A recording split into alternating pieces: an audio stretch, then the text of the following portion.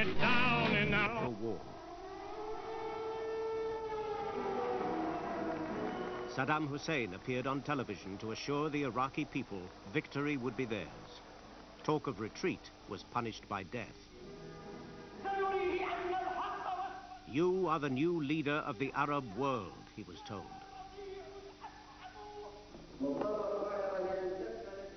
Saddam laid out his strategy. The Americans and British, he said, rely too much on technology. They never fight man to man. They can never win the battle.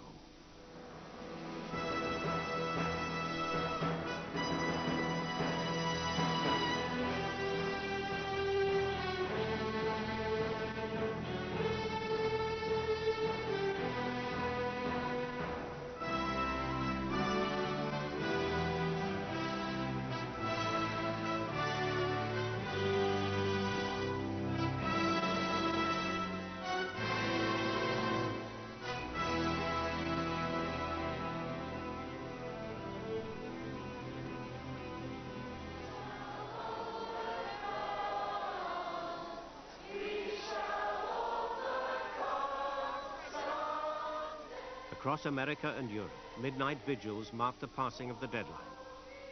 Many feared a long and bloody war, another quagmire like Vietnam. At dawn, the president signed the order that would take the coalition to war. He was ordering people into situations where they would lose their lives, and the kind of magnitude of that awful decision, I think, haunted him. You know, how much is a life worth? How much are 100 lives worth? 1,000, 10,000? 1,700 coalition aircraft now prepared to attack. They faced modern Iraqi fighters, hundreds of missile batteries, and thousands of anti-aircraft guns. Some Pentagon estimates had suggested 1 in 5 aircraft in the first attack might be shot down.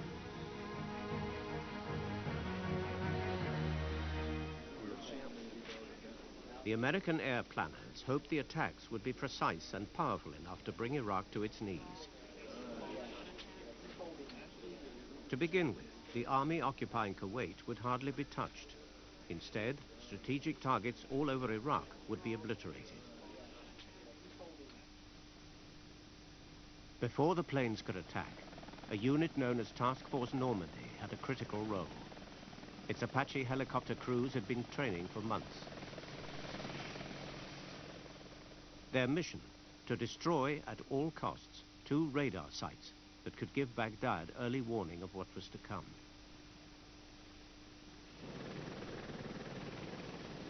It was a moonless night. 8 Apache helicopters laden with Hellfire missiles took off towards Iraq. This is a pilot's eye view, video from one helicopter's night vision camera. The gunships flew a few feet off the ground until they were 8 miles from the radar dishes. We slowed our airspeed to about 40 knots, came up on line, all abreast, so we're all at the same distance from the target. And at this point, I'm not looking through my goggles, I'm looking at a TV screen right in front of me. Watched the clock tick to 0. I gave the code word, get some. At that point, everybody fired their Hellfires. Okay, did you get the... Out of the probably 150 people that we were briefed were at the site. I would imagine not more than 10 or 20 probably lived through that engagement. Time to launch, 1 minute, sir. Off the coast, the US Navy prepared to launch dozens of cruise missiles. But the missiles couldn't navigate over featureless desert, so they were secretly programmed to fly over the mountains of Iran and then turn towards Baghdad. 050. Attack 4H east. The Iranians had no idea of any of this. The Navy commander prayed nothing would go wrong. We were dealing with neighboring countries who we didn't want to join into the fray. We'd never used them in conflict before, and there was a lot of apprehension about, do we launch these things, and then they make up their own mind where they're going.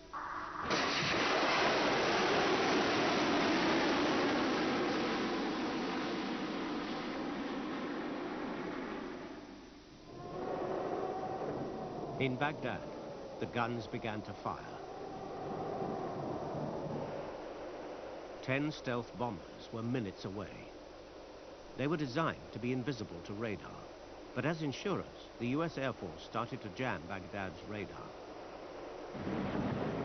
The jamming gave the game away.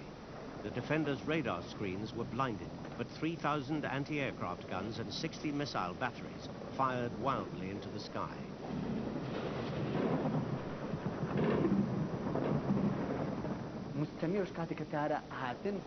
That night, orders came from headquarters to fire back any way we could, even if it meant closing our eyes and firing into the sky. It was so dark, and the aircraft were coming so quickly, and we didn't have the capability to aim accurately. That's why they told us, put up a barrage of fire any way you can.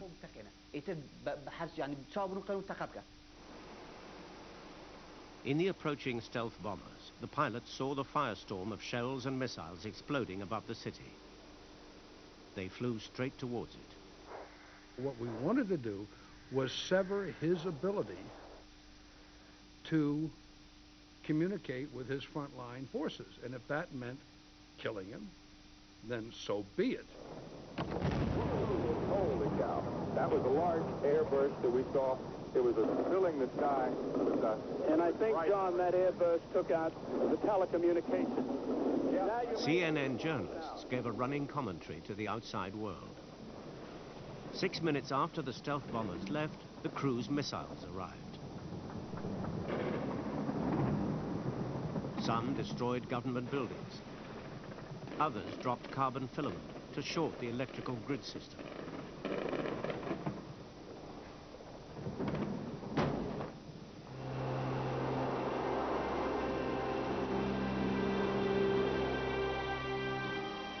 With the initial attacks complete, an armada of coalition aircraft headed for targets all over Iraq.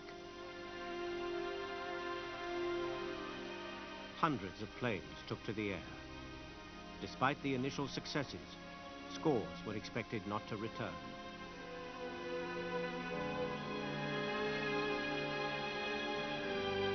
As the battle unfolded, Norman Schwarzkopf sent a message to his troops.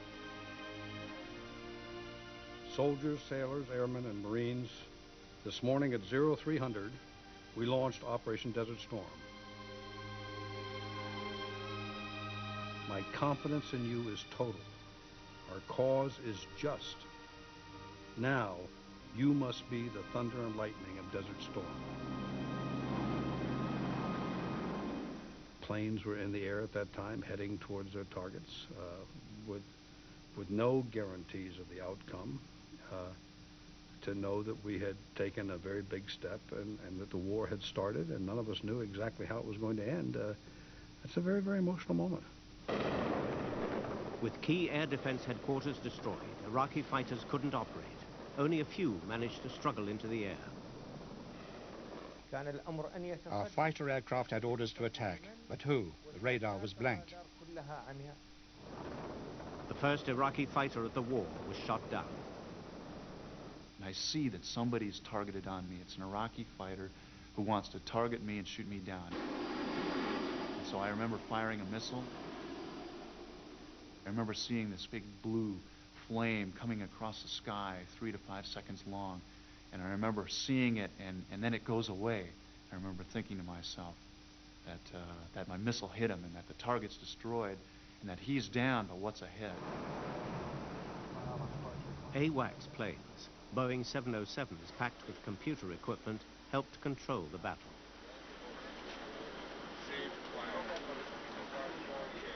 The coalition armada systematically attacked Iraq's war machine, the factories that made chemical and biological weapons, the Scud missile plants. In all, that night, over 200 different targets were hit. The first 24 hours consisted of more attacks in the master attack plan than the entire number of targets